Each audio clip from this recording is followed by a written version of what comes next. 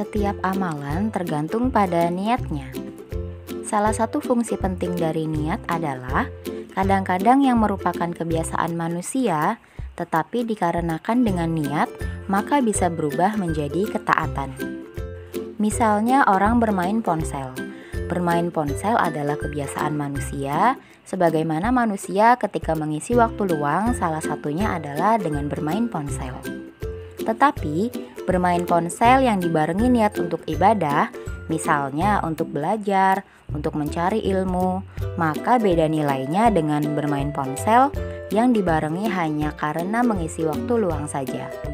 Dari Amirul Mukminin Abu Hafs Umar bin Al-Khattab radhiyallahu anhu, ia berkata bahwa saya mendengar Rasulullah Shallallahu alaihi wasallam bersabda, "Sesungguhnya setiap amalan tergantung pada niatnya.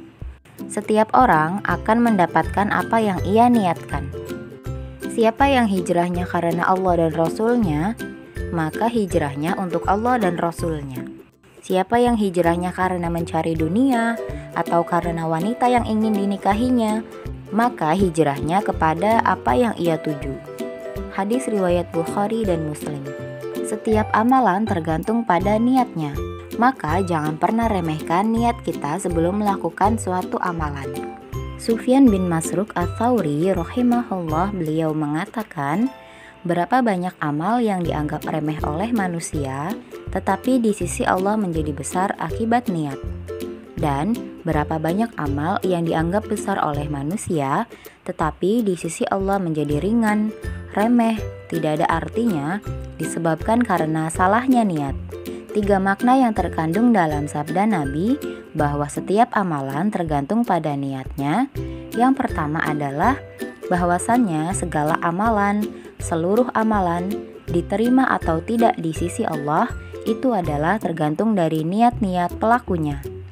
Oleh karena itu, pada kelanjutan hadis tersebut, Nabi Shallallahu alaihi wasallam memberikan contoh atau permisalan. Beliau bersabda yang artinya, siapa yang hijrahnya karena Allah dan Rasul-Nya, maka hijrahnya untuk Allah dan Rasul-Nya. Siapa yang hijrahnya karena mencari dunia atau karena wanita yang ingin dinikahinya, maka hijrahnya kepada yang ia tuju. Maka kita kiaskan seluruh amalan.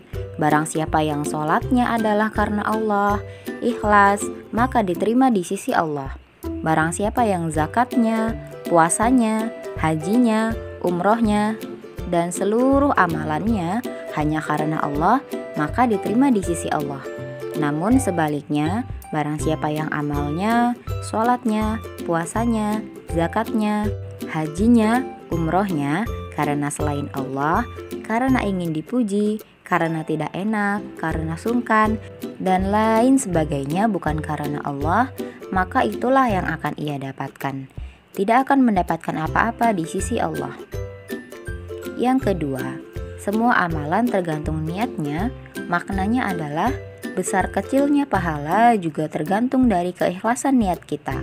Bisa jadi ada 2 orang yang sama-sama melakukan ibadah, misalnya sholat berjamaah dalam satu masjid, dalam satu shaf bersebelahan, namun pahalanya bisa berbeda karena kadar keikhlasan dari masing-masingnya.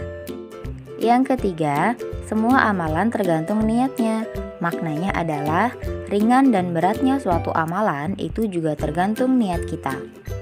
Maka suatu amalan bisa sangat kita nikmati, suatu ibadah bisa menjadi sangat ringan apabila niat kita ikhlas karena Allah. Namun suatu amalan akan menjadi sangat berat apabila niatnya tidak ikhlas, tidak karena Allah Subhanahu wa ta'ala.